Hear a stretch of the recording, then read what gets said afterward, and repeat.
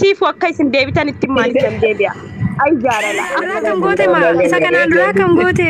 Irratti yoon arge isa jechuudha bakka akka tokko bakka onni beekan waggaa sadarkaa silaa uffanni waa'ee jaalala. Fayyadamu walitti si finnaan.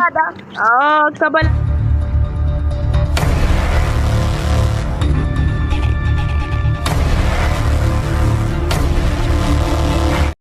Siifuu akka isin deebitan itti maaliif deebi'a? Ay jaalala. Wayyo. Kurona fuuldura deema eenyu. Kurona fuuldura deema jaalala. Rabbisitti deebisu bakka. Suuraa isaa hojjetadha bakka. Natti kakaastanii sinsinaa. Wayyo. Inni isa kanaan dura kam goote ma isa kanaan dura kam goote? Amma karaa irratti yoon arge isa jechuudha bakka akka tokko bakka onni nana bakka laala wayi jaalala kana ay si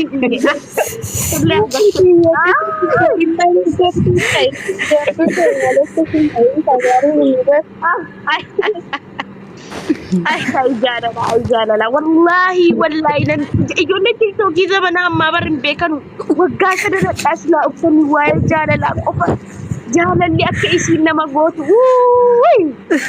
siifuu silaa dhaqxee argattee maal goota la natti himi aan waanan godhutani ma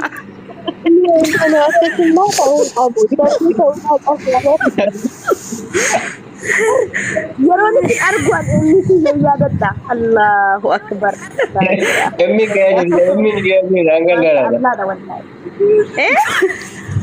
emmi keenyu wayyo wallahi Inni sun yoo jala akkas godhi Fatiyye yoonni tuktukii isaa sheeriitti godhiiti. As fillee walitti sin araarsina akkuma soofaa fi boonaa kana walitti si finnaan. Akka balaatti hin argamu habiibti. Siifuu ati nama eebbifame. Siifuu nama eebbifame ati. Nama dhugaa jaalalli dhugaan jiru zabana kana wallahi amma siifuu mucaa kana gijeen argu akka waan eenyisa argee onneen na rifata bakka na dhadhaataa fa'i taa'een jira laalaara bakka simmeetiidhaan isa bira deemee innillee na bira jira kunoo ijaanillee dhaqee arguu nan danda'a garuu bakka wayyaa rabbii koo natti kakaastani ka uffata koo. Fato girgiddaa keetti isa dur jiru sana wakam goote ma isheenii isaa afaan qabdu kubbaayyaa isaa jira kanaan dura akka isaatiin hojjechiiste Shartii qofan gube malee kubbaayyaan jira dhiisime.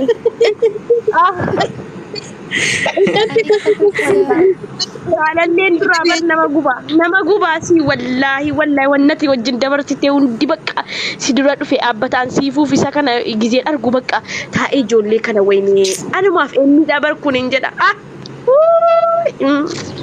Sindee abdiin beekaa. fuudhe bitaa inni moo fuudhe kan biraa fuudhee kunoo fuudhee wajji walammatanii karaarra deemu nan gubadhaa jajjaraa guddannatti qabata. Ayyo. Fatoo kun jallatiin kana isa fuudhe. Guddannatti qabata. Ibidda. Laa isa ni fuudhe ammoo nagaarraa murachuu akkam dadhabdee haa. Akkamittiin garaa murattaati jaalala dhugaa jaalannaan bar daftee garaan si muratu waan ati dabarsite hunda si dura dhufa bar isii dabarsaarti amma waan wajjin dabarsine sana hunda wajjin dabarsaarti.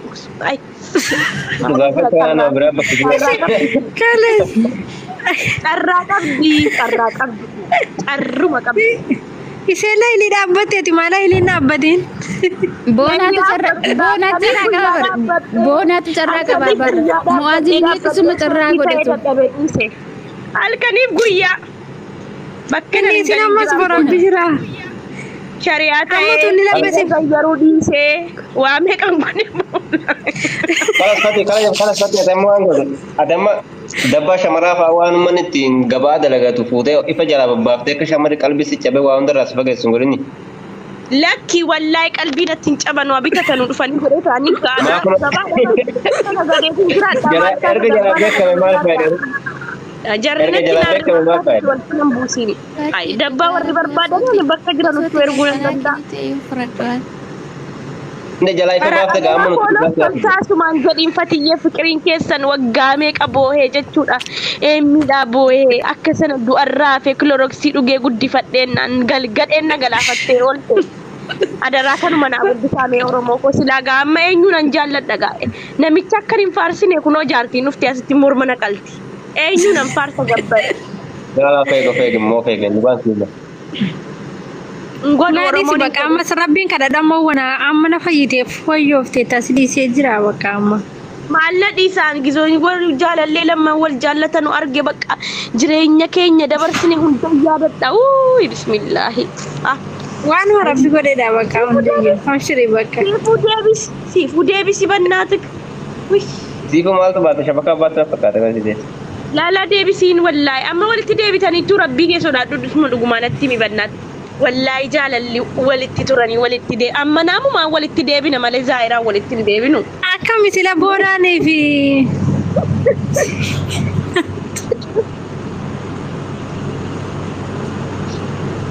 laa keebara jechuun yaani amma waan fuudheera ta'eef waan isaa dubbatuu hin dandeenye bara soo fuudhuu dhabe silaamus deebisni turre. Fatikoo jettu adaraa fooloo na godhaa wallaahi isiniif hin deebisaa. Boonaan siifoo sila duraa wal jaalataa turani kaanii wallisanii walitti deebi'an immoo akkamii fati. Laa isiin anu markaa fudhatte isiin rakkoon qabu dhiisi. Gadheen na galaafatte jaarsa koo. Boonaan kan kee ture. Davis waan hiriira baanure lakki ani kan emmi nalee namni jaallate dhugaadhaan hin jiru guyyaa jamaa maqaadhaan balleessina IM isaame Follow godhaa namni dhibba fakkine fatiha boodoo waggaa jalaa guute itti ergatu irraa amma follow godhaa bitanii deebisa. Wallahi follow na godhaa ijoollee koo adaraa rabbi follow tolchaa si gooneef. Bohee ka'e fooloon koo gubatee sababa emmii guddatee amma emmiin eessaan fidama nama malee isallee waamuu hin danda'u. Ijoolleen kunoo fooloo naman gootu. Amma dhugaa kilaasii kee cufadhu waam. Akka kaalletti sitti namni. Yoo waameef leenciisuma namaan dhufa malee zaayiraan hin dhufu. Siifuu na dubbattu mee rabbii sodaadhaa. Siifuu muutii qabatteerti ba. Gaadhi. Siifuu iluu siifoo maaf dubbattan. Fiqir kan jedhu kana fooloo godhaa jedhiin bannaati. Kaay numan rakkadhee amma immoo eenyuun an jaalladha. Ani sobee laa naman jaalladheen boo'a sirraa nan du'a mal. Du'a koo natti dhufa mal. Nan du'a dhugaatiire.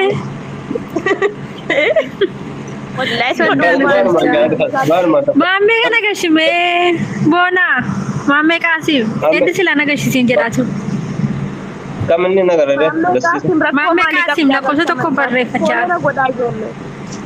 Fatiyyee fiqir innaatii keessan haadha jaalalaa waggaa meeqa warra fooloo godhaa. Assalaamu alaikum warahmatullahi wabarakatuh.